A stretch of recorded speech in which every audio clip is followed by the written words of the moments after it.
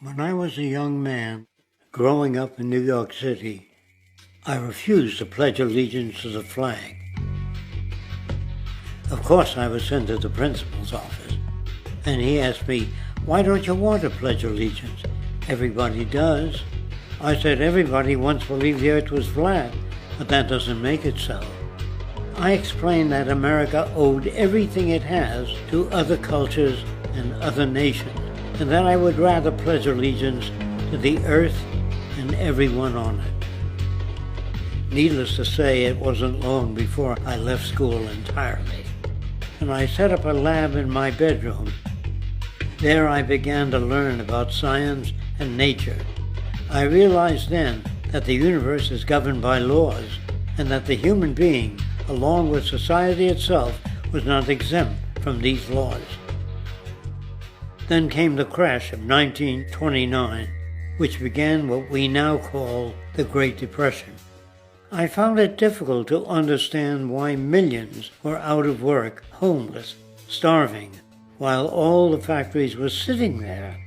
The resources were unchanged.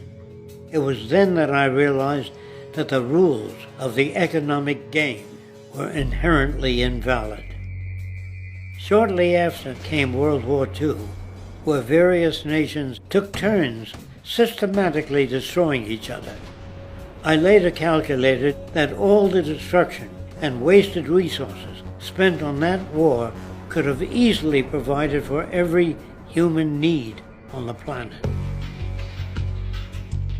Since that time, I have watched humanity set the stage for its own extinction. I have watched as the precious finite resources are perpetually wasted and destroyed in the name of profit and free markets. I have watched the social values of society be reduced into a base artificiality of materialism and mindless consumption.